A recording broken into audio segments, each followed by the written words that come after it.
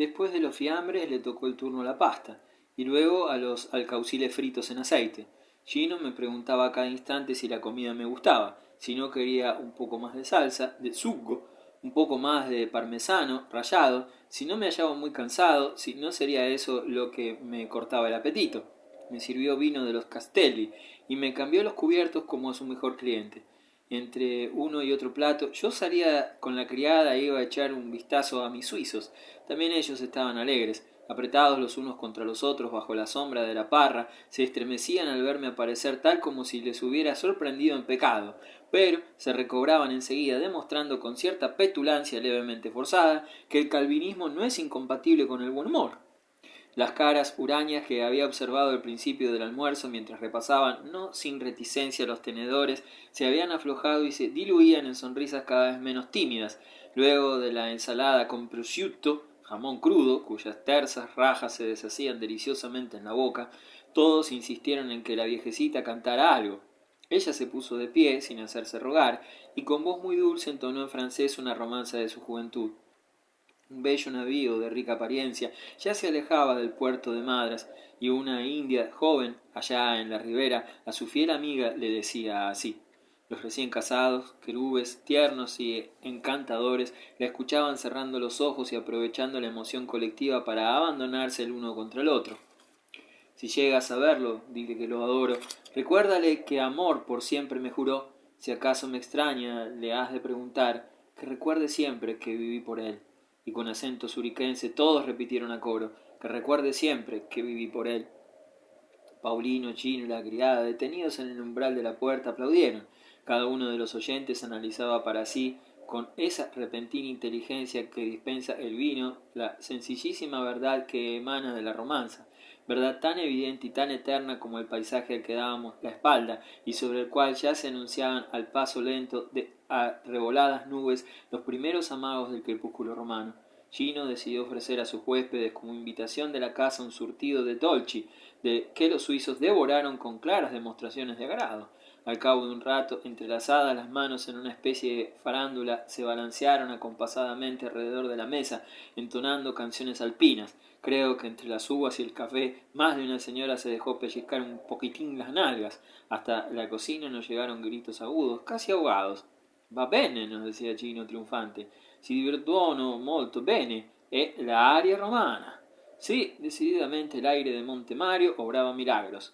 Estuve más seguro que nunca de ello cuando Chino, con un guiño, me puso en la mano un billete de 500 liras y luego otro Paulino. Después de eso incluyó también en la factura el postre que nuestros viajeros creían lo era su esplendidez.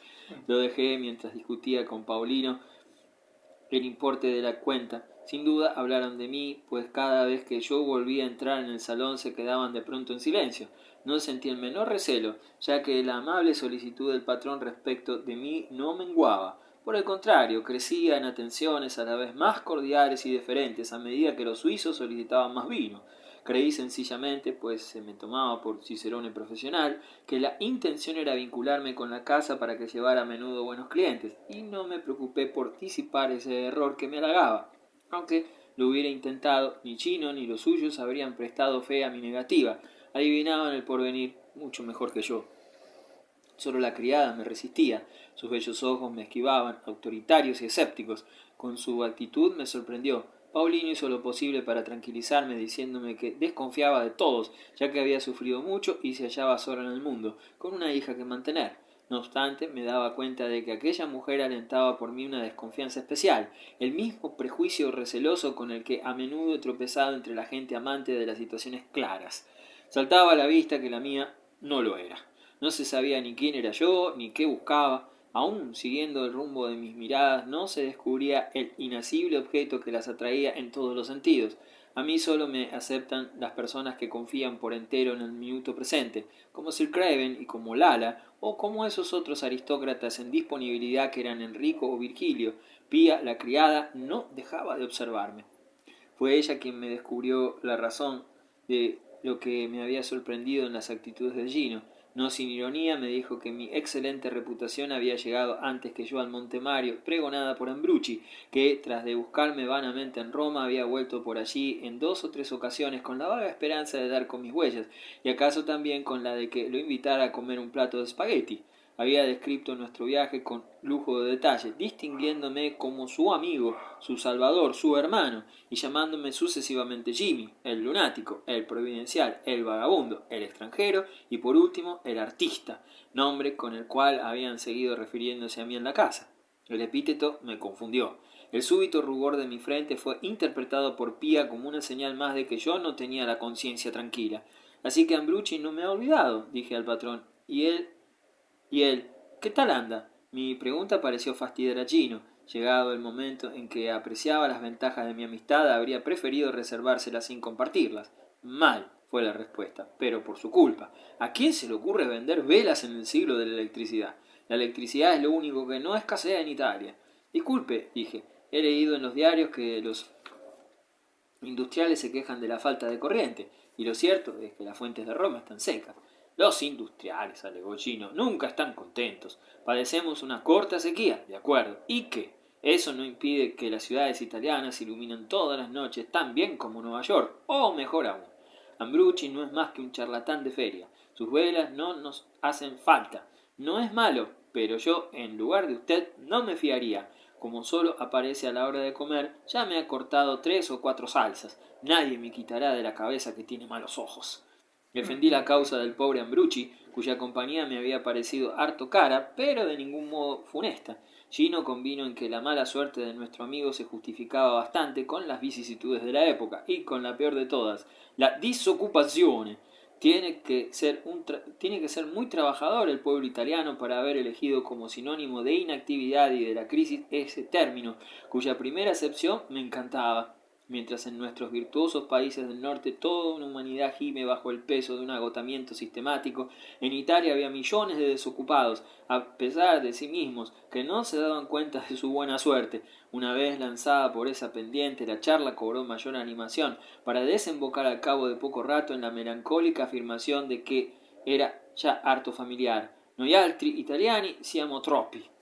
Simpleza antes que nada.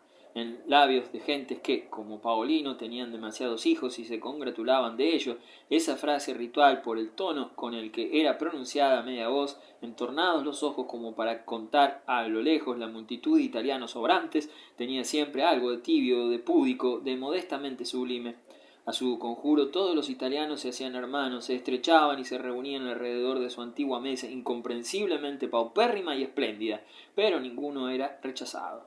Noi altri, nosotros. ¿Cómo se complacía en repetirlo en el campo de Stettin, mi viejo camarada del cabo Morel, antes de la guerra, plomero en Boulogne-sur-Seine? Nosotros los franceses no hemos sido jamás otra cosa que cretinos. Esa desengañada profesión de fe nacional había sido para mí la revelación del más soñador y tierno patriotismo.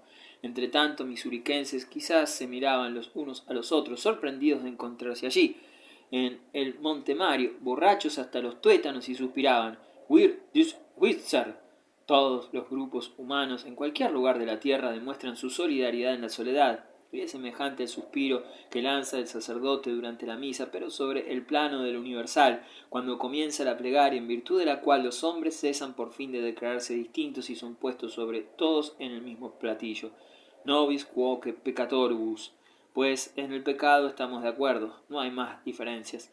Pero ese cura, no bien despojado de sus ornamentos, se apresura no ya a pensar, nosotros que somos todos pecadores, sino otra vez, como cualquier hijo de vecino, orgulloso y duramente, nosotros los católicos, nosotros los que iremos al cielo, nosotros los que tenemos razón, nosotros. Cierto día, en la terraza de un café de Milán, delante de mí le habían respondido de esa suerte una pequeña salvacionista que vendía bravamente sus diarios. Nosotros no tenemos necesidad de una nueva religión. Aquí en Italia nosotros, los católicos, tenemos la necesaria religión. De cualquier manera, tenemos demasiado, había añadido un espíritu fuerte. La pequeña tenía los ojos llenos de lágrimas. La habría abrazado. Fui el único que le compré un diario, en agradecimiento por una noche de julio de 1940, cuando el Ejército de Salvación en Marsella me había procurado por 2 francos y sin revisar mis documentos un lecho donde pasar la noche, en tanto que los refugiados dormían en las calles.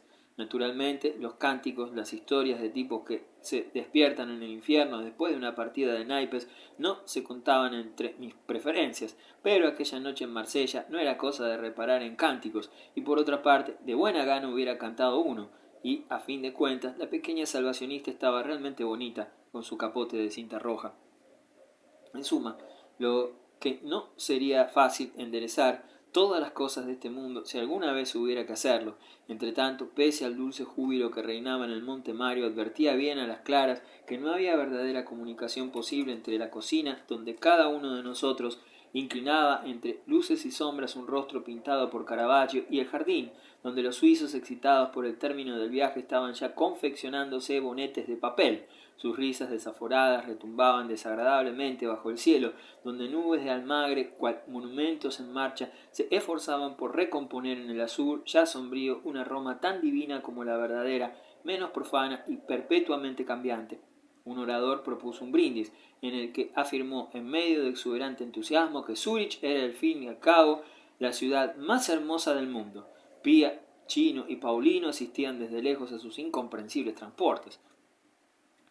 Lo juzgaban con cierto estupor, juego pueril cuyas reglas desconocían, pero sin desprecio, pues los clientes extranjeros son por definición seres superiores y elegidos procedentes de países serios donde cada cual trabaja 8 horas diarias, goza de vacaciones y posee una nevera. De modo, pues, que con suma habilidad Pía, Chino y Paulino, sin poner en duda que eran príncipes y modelos para Caravaggio, continuaban pensando «noi altri, poveri italiani», mientras Paulino saldaba la cuenta sobre la cual el zuriquense del brindis formuló por principio algunas objeciones. Anuncié que partiríamos de un momento a otro. La idea fue acogida fríamente. Muchos turistas protestaron. ¿Ya? ¿Y por qué?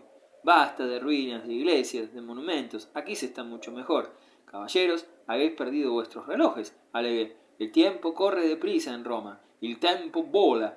Llegaremos a la ciudad ya entrada la noche. Dentro de poco rato se habrá puesto el sol. Así pues, no os propongo visitar nada más por el camino.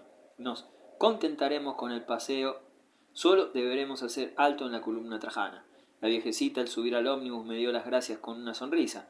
Su negro cesto, vacío por la mañana, estaba ahora cargado con algo en exceso voluminoso. Con sumo cuidado lo puso junto a sus pies. ¿Serían acaso flores recogidas en el jardín?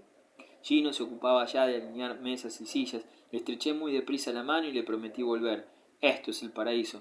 Lo era, me corrigió él. Después de la construcción del estadio, la casa estuvo de moda. El lugar me parecía tan al margen de la vida, tan abandonado, que a duras penas imaginé la posible presencia de las multitudes que añoraba Gino. En lo hondo del valle, desde donde subían las sombras, el estadio estaba desierto, lo mismo que el claro y vasto conjunto de chatos tejados, estatuas y columnas que lo circundaban. ¿Ese estadio entonces es nuevo? Como todo lo que vale la pena en Italia, respondió Gino con tono impersonal. ¿Y cómo lo llaman? Como a todo lo que vale la pena en Italia. Ya nadie se atreve a llamarlo por su nombre. Todo eso ha brotado por su cuenta y riesgo del seno de la tierra. Pero es lícito aclarar que fue allá por el año 30. Al diablo con la política. El ómnibus zumbaba. Pía, la criada, corrió hacia la portezuela abrochándose encima del delantal un corto abrigo de algodón de color castaño claro. Terminó algo tarde su trabajo, me explicó Paulino. La llevaremos a su casa. Pía se ubicó cerca de él, dándome la espalda. Procura que el trayecto sea inolvidable, dije a Paulino. Descendimos por detrás del Vaticano, cuestecillas sorprendentemente agrestes bordeadas aquí y allá, con graciosos portales de rejas enmohecidas, con batientes cubiertos de hiedra. Después ascendimos otra vez al canículo, donde en un jardín teatral poblado por indolentes paseantes y bustos de mármol blanco nos aguardaba la alta estatua de Garibaldi, apaciblemente erguida sobre un fondo de cielo, aún bañado por la luz del crepúsculo. Algunos viajeros echaron pie a tierra y se acodaron en la balaustrada que desde todo un costado de la inmensa plaza dominaba la ciudad como un balcón.